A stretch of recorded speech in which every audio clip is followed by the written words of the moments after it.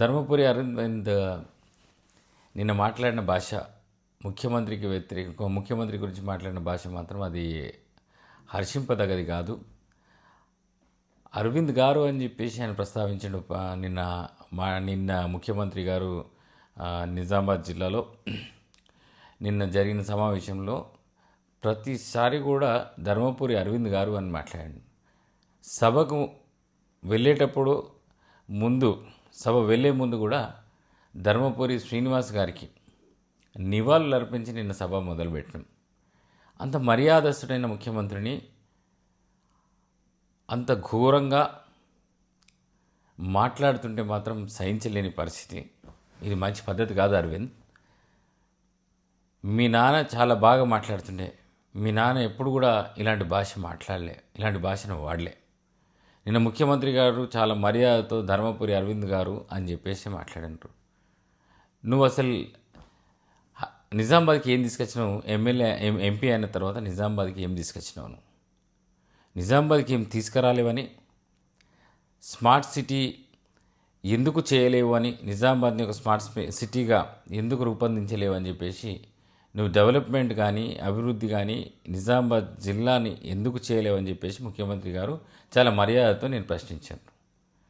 అసలు నువ్వు ఎట్లా మాట్లాడుతున్నావు అంటే, ఒక రోడ్డు మీద పోయేవాడు భాష ఏది మాట్లాడుతుంటాడో, ఒక పార్లమెంట్ సభ్యుడిగా ఉండి ఆ భాష వాడటం మంచిగా అనిపిస్తుందా నీకు? ఒక ముఖ్యమంత్రిని పట్టుకొని అలాంటి భాష వాడడం మంచిదా? ముఖ్యమంత్రి అంటే ఈ రాష్ట్ర ప్రజలు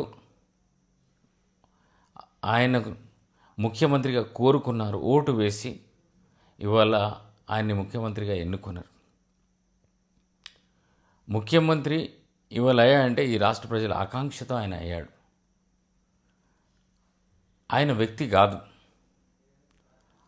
ఆయన ఒక వ్యవస్థ. ఆయనకు మనం మర్యాద ఇవ్వాల్సిన అవసరం ఉంటుంది. ముఖ్యమంత్రి అనేది ఒక పదవి, ప్రజలు కోరుకున్న పదవి, ప్రజలు ఇచ్చే పదవి. ఆ పదవిని అవమానిస్తున్నావు, అవమానకరంగా మాట్లాడుతున్నావు. పదవి గురించి, ఆయన గురించి అవమానకరంగా మాట్లాడడం చాలా బాధాకరమైన విషయం. కేసీఆర్ ఓడిపోయిన తర్వాత మేము అనుకున్నాం ఈ బూత్ భాష మాయమైపోతుంది అని, ఇక బూత్ భాషకు ఫుల్ స్టాప్ పడుతుంది.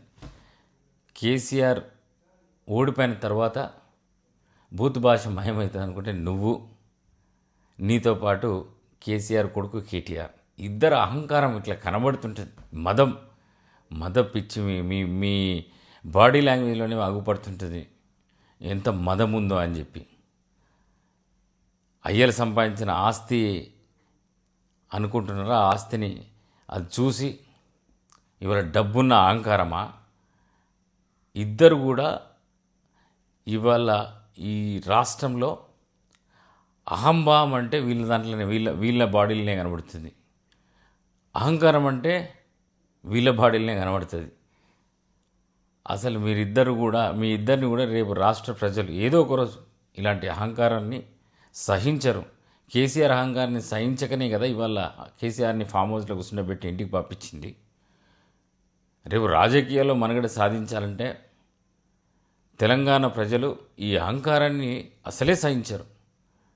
ఈ అహంభావాన్ని, ఈ పొగరుతనాన్ని, ఈ మదమెక్కిన వ్యక్తులని అసలే సహించరు. మీరు నిజంగా 10 కాలాల పాటు రాజకీయాల్లో రాణించాలనుకున్నా ఈ మదాన్ని తగ్గించుకొని, ఈ అహంకారాన్ని తగ్గించుకుంటే రేపు ఏమైనా 10 కాలాల పాటు మీరు రాజకీయాలు ఉంటారు. లేకపోతే రాజకీయ చిత్రపటం నుంచి త్వరలోనే మాయమైపోతారు. జాగ్రత్తగా ఉండు అరవింద్. ఇంకొకసారి ముఖ్యమంత్రి గారి గురించి అలా మాట్లాడితే కాంగ్రెస్ పార్టీ కార్యకర్తలు చూస్తూ ఊరుకోరు. నీ నాలుక చీరి నిన్ను కూడా చీరి చెంత గడతారని చెప్పేసి